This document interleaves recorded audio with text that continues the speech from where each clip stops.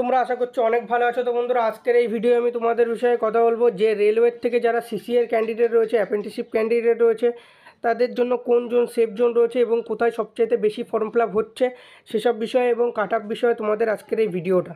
তো কাজেই তোমরা ভিডিওটা প্রথম থেকে শেষ পর্যন্ত দেখতে থাকবে। এই ভিডিওটা আমি অনেক অ্যানালাইসের পরে বানাচ্ছি। তো দেখো বন্ধুরা, তোমাদের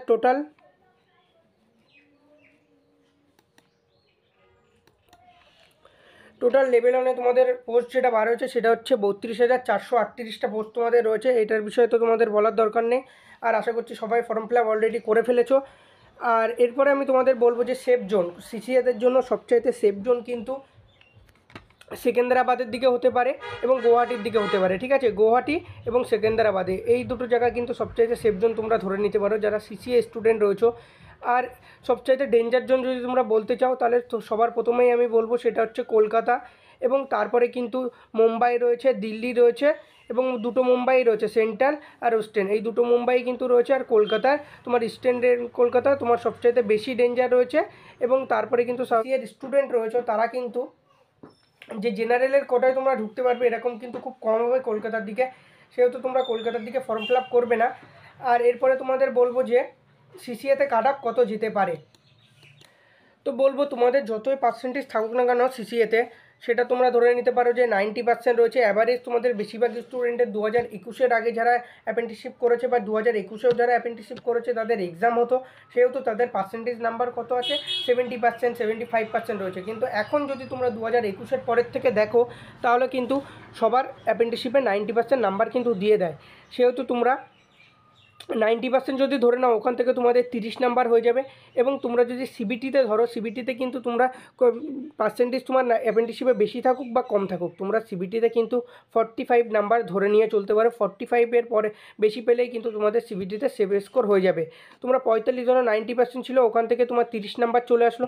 এবং তুমি যদি 45-এর 2/3 করো তাহলে কিন্তু সেখানে 15-15 30 নাম্বার তোমাদের হয়ে যাবে। তাহলে ওদিকে 30 আর এদিকে 30 হয়ে গেল 60। এবং তোমাদের নর্মালাইজেশন হবে, নর্মালাইজেশন হওয়ার পরে কিন্তু 65 নাম্বার তোমাদের হয়ে যেতে পারে বা 65-এর বেশিও হতে পারে। সেহেতু কিন্তু তোমরা সেফ জোন হয়ে যাবে। যে কোনো জোনের ক্ষেত্রে এই নাম্বারটা তোমাদের কিন্তু সেফ স্কোর।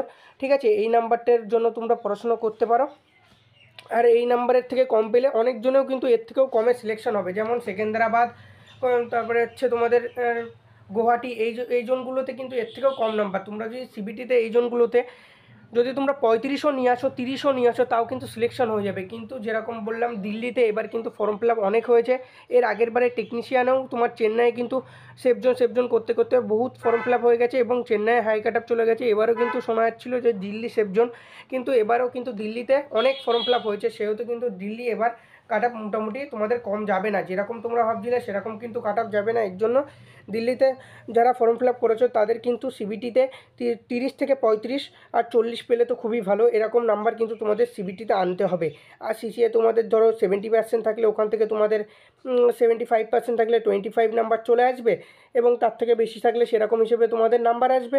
আর এরপরে কিন্তু তোমরা যেখানেই ফর্ম ফিল আপ করো না কেন, তোমরা যদি 45 নাম্বার আনতে পারো তাহলে ভাববে তোমরা সেফ জোনে রয়েছে। এবং অন্য অন্য জায়গায় আরও কম কাট আপ যাবে, 30 পেলেও অনেক জায়গায় সিলেকশন হবে, 25 পেলেও হবে। এর আগের বার দেখো, এর আগের বার কিন্তু 30-এ অনেক ছেলে, তার মানে সিবিটিতে শুধু অ্যাপ্রেন্টিসশিপের নাম্বার দিয়ে সিলেকশন পেয়েছে। সিবিটিতে 1, 2 এরকম পাওয়া স্টুডেন্টে কিন্তু এর আগের বার সিলেকশন নিয়েছে। কিন্তু এবার সিসিএতে যেহেতু তোমাদের 40,000 অ্যাপ্রেন্টিসশিপ হয়ে গেছে, 40,000 প্লাসই ধরতে পারো, প্লাস ধরে চলবে। তোমরা 40,000 যেহেতু হয়ে গেছে সেহেতু তোমরা কিন্তু ভালো করে পড়াশুনো করে এবার ফাইট করতে হবে, না হলে কিন্তু এবার কাট আপটা একটু হাই যাবে তোমাদের। দেখো ওভারঅল কিন্তু তোমরা যদি 50 ওপরেই পাও ওভারঅল, ঠিক আছে, অ্যাপ্রেন্টিসশিপ আর সিসিএ, এই অ্যাপ্রেন্টিসশিপ আর তোমাদের সিবিটি মিলিয়ে যদি তোমরা 50-র ওভারঅল 50-র বেশি পাও তাহলে তোমরা অনেকজনেই সেফ জোন হয়ে যাবে। কিন্তু তোমরা যেসব জোনে, যেমন বললাম কলকাতা, দিল্লি, এইসব জোনে কিন্তু তোমাদের 55-এর ওপরে তার মানে সিবিটি ওভারঅল মার্কস তোমার পেতে হবে 55-এর ওপরে, তাহলেই কিন্তু তোমরা এইসব জোনে ফাইট করতে পারবে এবং সিলেক্ট হবে।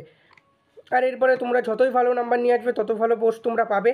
তো বন্ধুরা, আজকের ভিডিও এই পর্যন্ত। যদি ভিডিওটা ভালো লাগে তো অবশ্যই ভিডিওটিকে লাইক করবে, চ্যানেলে নতুন হয়ে থাকলে অবশ্যই চ্যানেলটিকে সাবস্ক্রাইব করবে। আর যদি কোনো বিষয়ে জানতে ইচ্ছা হয় তাহলে অবশ্যই কমেন্ট করবে, এবং যদি কোনো সমস্যা হয় তাও কমেন্ট করবে।